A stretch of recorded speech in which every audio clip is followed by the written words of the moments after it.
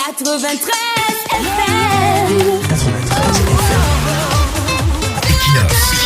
Radio. Bonjour, je pense qu'on est dans un moment crucial de l'histoire de notre pays. La situation est inédite, c'est pour ça que j'ai envie de m'adresser à tout le peuple français et à la génération qui peut faire la différence. J'appelle les jeunes à aller voter. On voit que les extrêmes sont aux portes du pouvoir. On a l'opportunité de choisir l'avenir de notre pays. On a besoin de s'identifier aux valeurs de tolérance, mixité et de respect. J'espère qu'on sera encore fiers de porter ce maillot le 7 juillet. La situation est plus importante que le match de demain. Je n'ai pas envie de représenter un pays qui ne correspond pas à nos valeurs. Voilà citer le footballeur français Kylian Mbappé, une sortie qui fait suite à celle de Marcus Thuram, aussi joueur de l'équipe de football de France, qui a tenu des propos similaires. Ce qui nous marque dans cette sortie des joueurs français, c'est d'abord le fait que ces athlètes s'intéressent à la politique et expriment leurs opinions. Ils ne font pas le « je ne fais pas moi la politique » ou le « je veux voir mes enfants grandir ».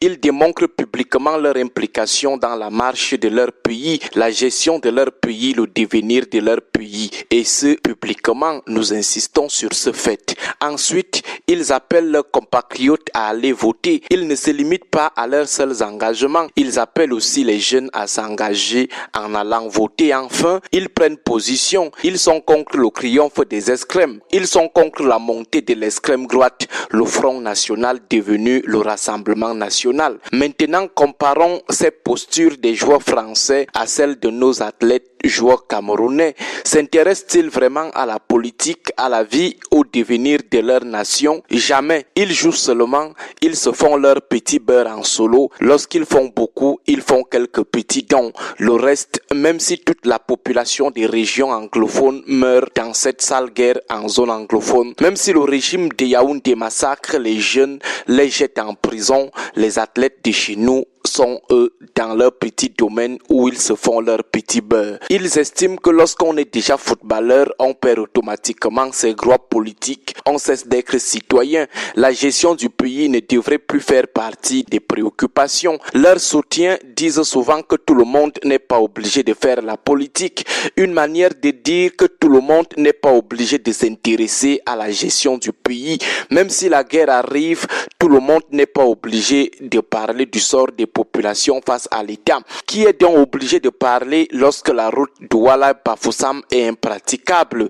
Qui? Le professeur Kamto, qui a aussi un boulot, des boulots enseignant, avocat international, chercheur, consultant international. C'est lui qui n'a donc rien à faire pour s'intéresser à la politique et parler du délabrement de la route Ngaoundéré-Garoua. C'est Mamadou Mouta, ingénieur, qui a donc tout le temps de parler du mauvais état de la route à Komdou-Kribi, dont c'est lui qui n'a rien à faire. Ce sont seulement nos joueurs, nos athlètes qui ont mieux à faire. Mais lorsque le RDPC doit les instrumentaliser, c'est là où ils sont obligés de faire la politique. Parlons de l'appel à l'engagement des jeunes, disons des populations.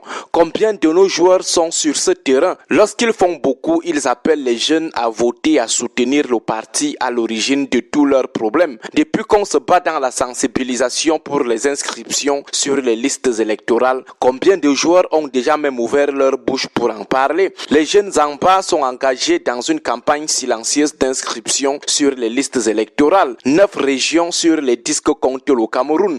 A-t-on déjà lu quelque part une publication qui fait allusion à ces inscriptions venant d'un de nos athlètes appelant ces jeunes à s'inscrire? Ils sont eux dans leur petit championnat de vacances qui ne vont résoudre aucun problème de malgouvernance à l'origine de la misère et des guerres qui endeuillent aujourd'hui le Cameroun. Ils font comme si les Kylian Mbappé avaient du temps à perdre et eux, ils n'en ont pas. Ils font comme si les Kylian Mbappé ne faisaient pas aussi des dons, comme s'ils ne construisaient pas aussi des écoles, comme s'ils n'organisaient pas aussi des championnats de vacances. Pour nous faire croire que comme ils font déjà tout cela, il leur est interdit de faire encore la politique, de mettre leur image à profit pour la défense des bonnes causes. C'est comme si on leur demandait quelque chose de gros. Maintenant, prendre position, c'est encore la magie chez nos joueurs et athlètes. Pour l'instant, nous ne voyons aucun joueur camerounais capable de dire aux jeunes de barrer la route au mandat pontifical du RDPC en 2025, dire non à la répression contre les opposants ou appeler les CAM à à jouer la carte de la transparence. Certainement, l'autre là, c'est être trop exigeant. Eux, ils ne sont pas les Kylian Mbappé ou Marcus Thuram.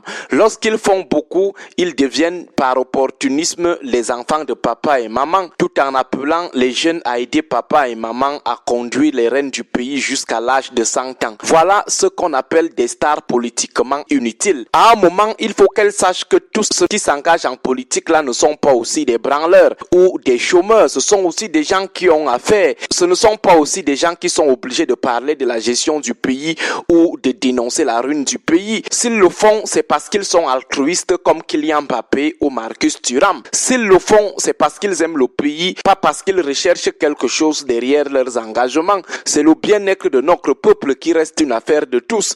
On appelle ça l'altruisme. Des stars qui associent aussi leurs images à la bonne marche du pays, pas les stars qui excellent seulement dans des scandales, des chantages, des jet-set. Même si le nord-ouest et le sud-ouest sont réduits en cendres, ce n'est pas leur problème là-bas. Bonne journée à vous tous. Bonne journée.